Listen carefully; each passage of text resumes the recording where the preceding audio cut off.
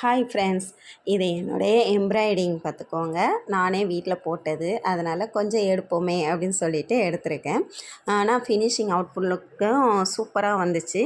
அதுவும் உங்களுக்காக இதில் காமிச்சிருக்கேன். பாருங்கள், உங்களுக்கு பிடிச்சிருந்தால் லைக் போடுங்க, ஷேர் பண்ணுங்கள்.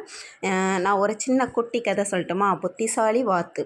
ஒரு காட்டுக்கு அருகில் ஆலமரம் ஒன்று இருந்தது. அதில் பெரிய பெரிய கிளைகள் இருந்தன. அங்கே ஒரு வாத்து கூட்டம் இருந்து வந்தது. அந்த மரத்தின் அடியில் கோசாம்பி என்ற ஒரு கொடி படர்ந்த அதை கண்ட ஒரு கிழட்டு வாத்து, இந்த கொடி ஆலமரத்தை பற்றி கொண்டு மேலே ஏறினால் நமக்கு கெடுதி உண்டாகும். கொடியை பிடித்து கொண்டு யாராவது மரத்தில் ஏறி நம்மை கொல்லலாம். ஆகையால் கொடி சிறியதாக இருக்கும் போதே இந்த கொடியை பிடுங்கி எறிந்து விட வேண்டும் என்று சொல்லிற்று. ஆனால் கிழட்டு வாத்தின் பேச்சை மற்ற வாத்துகள் பொருட்படுத்தவில்லை. கொடியை பிடுங்கி எறியவும் இல்லை. எனவே நாளாக கொடி வளர்ந்து மரத்தை சுற்றி கொண்டு ஏறி பறந்து விட்டது.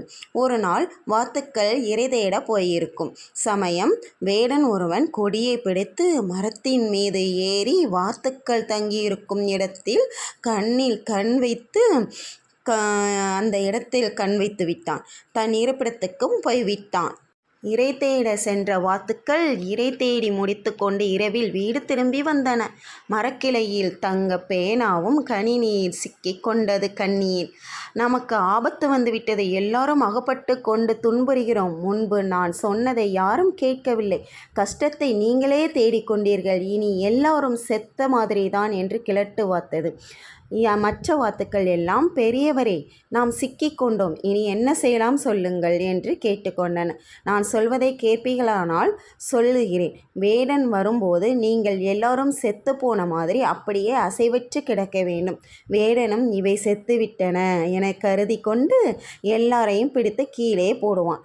பிறகு அவன் மரத்திலிருந்து கீழே இறங்கி வருவதற்குள் கீழே கிடக்கின்ற எல்லாரும் குபீர் என்று மேலே பறந்து போய்விட வேண்டும் என்று கூறியது கிழட்டு வாத்து. காலையில் வேடன் வந்தான். அவன் வருவதை பார்த்ததும் வாத்துக்கள் எல்லாம் செத்துவிட்டதைப் போல கிடந்தன. அவனும் அப்படியே நம்பிவிட்டான். கண்ணியிலிருந்து ஒவ்வொன்றாக தரைமேல் ஏறினான். பிறகு அவன் கீழே இறங்கி வர முயன்று கொண்டிருப்பதை பார்த்ததும் வாத்துக்கள் எல்லாம் கிழட்டு வாத்துக்குரிய புத்திமதிப்படி ஒரே சமயத்தில் மேலே பறந்து சென்று விட்டன. இதனால் அந்த வாத்து கூட்டமே தப்பித்து கொண்டது. இதிலிருந்து என்ன தெரிகிறது? அது கிழட்டு வாத்தல்ல, அது புத்திசாலியான வாத்து. அப்போது நம்ம மற்றவங்க பெரியவங்க சொல்கிறத நம்ம எப்போவும் கொஞ்சமாவது காது கொடுத்து கேட்கணுங்கிறது தான் இதோடைய கருத்தே.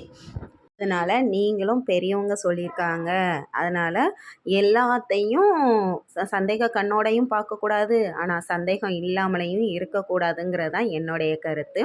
அதே நேரம் இதை நீங்கள் எல்லாத்தையும் கவனித்து வச்சுக்கோங்க. அவங்க சொல்கிறத கொஞ்சம் கவனித்து வச்சுக்கிட்டிங்கன்னு வச்சுக்கோங்களேன், நீங்கள் தனியாக இருக்கும்போது அதை பற்றி கொஞ்சம் யோசித்து பாருங்கள். அப்போ அவங்க சொல்கிறது கரெக்டாக தெரிஞ்சால் நீங்கள் அதை கண்டிப்பாக செஞ்சு பாருங்கள்.